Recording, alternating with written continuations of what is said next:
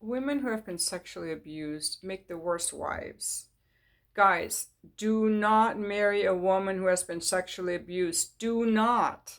I see these guys in my escort appointments. They are in pain. This is what happens. If a woman has been sexually abused and she hasn't dealt with her trauma, she will not want to have sex prior to marriage. She will give all kinds of excuses. She will not like sex because sex evokes trauma and pain. And of course, it's very understandable.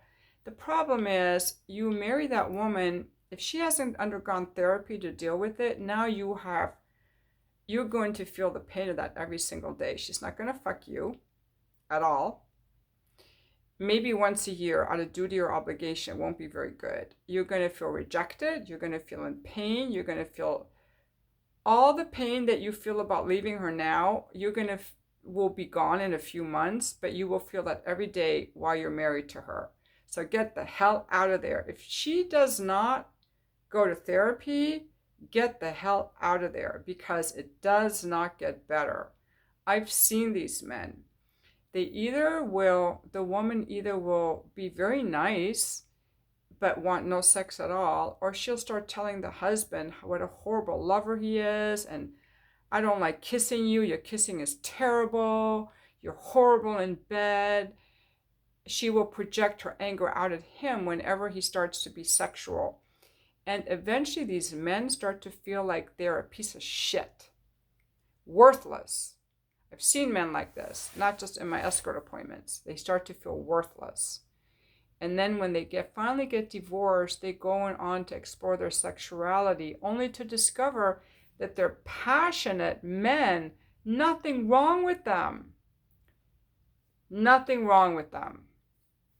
I can think of a recent example myself of a man who had this issue, very worried that there was something wrong with how he was in bed. He was one of the most passionate men I've ever met.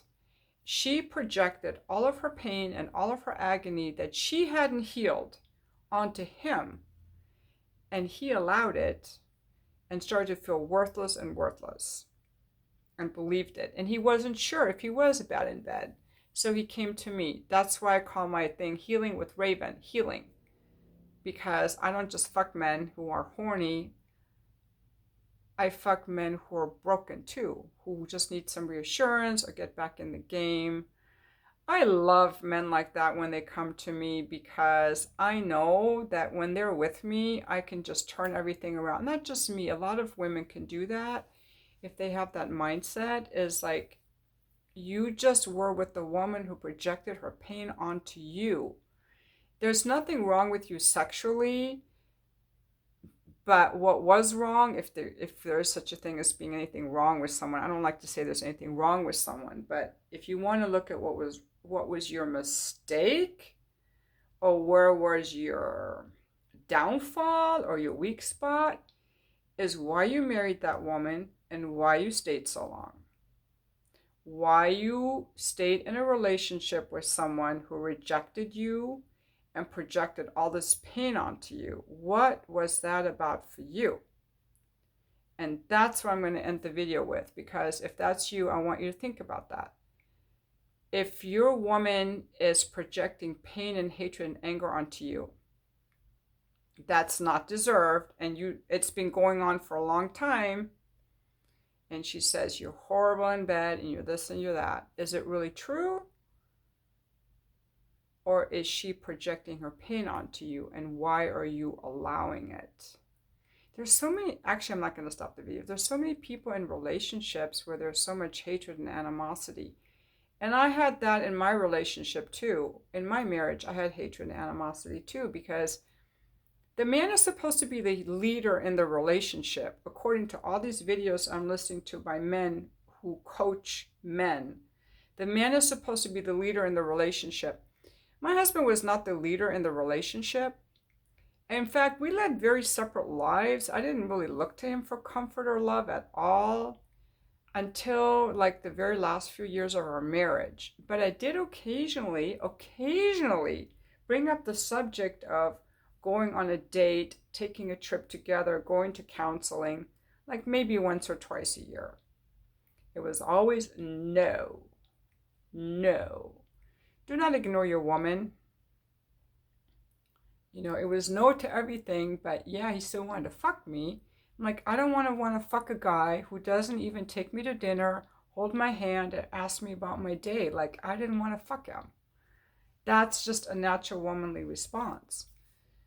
So, I know I'm going off topic, but it's just that I just think that um, women can push men away, not just because they were sexually abused, but because the man has been very neglectful. And then the woman can become angry and critical. So sometimes it's the man's fault too. If the woman doesn't want to have sex or is angry, it could be because the man isn't being the man in the relationship and leading the relationship. He doesn't want to deal with the difficult things, so he's running away and avoiding. Then she's going to check out or become angry. That's what happened to me, and that's how I got started with the Vicodin. But now I want to keep these videos all separate and not so long. So I'm going to stop there. Women who were sexually abused, and I've coached women who were sexually abused. I don't seek them out per se, because I know that that kind of trauma requires someone who's really trained in trauma, and I am not.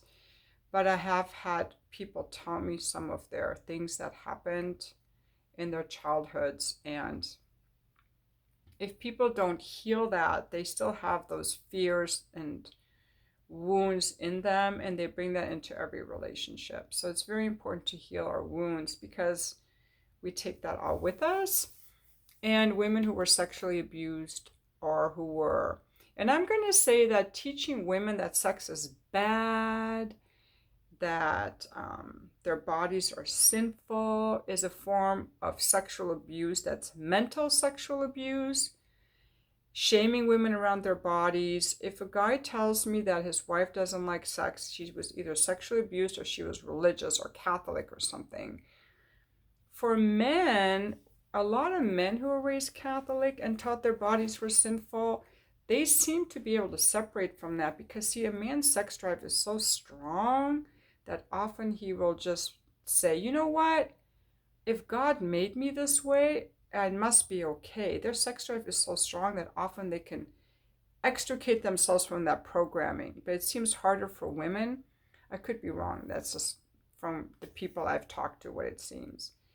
But men, do not marry a woman who was sexually abused unless she has agreed to go to therapy and you have seen the results. Otherwise, there will be no sex, and she will reject you sexually, and you will be in pain every day of that marriage. Rather be in pain now for 2 or 3 months to get over her than every day for decades. And it goes on for decades. Believe me, I've heard the stories. And the people who were sexually abused don't want to talk about it, because they think if they repress it, their lives will be better. But their lives are not better, because whatever is repressed, it's still in there and it's haunting them. It's keeping them from being close to their husbands. It's keeping from them experiencing joy in their lives. And that pain is lodged in there. It's like a heaviness that they're carrying around. So I don't think it's good for them. But you have to open it in a safe place to explore it. And you can definitely get beyond it and become like a very sexually expressed woman. It's not trauma for life. People can definitely heal if they get a good therapist. Not me, but like a therapist who specializes in that. And then that you have a really good chance for having like a really good relationship. Thank you for watching my video. Cheers.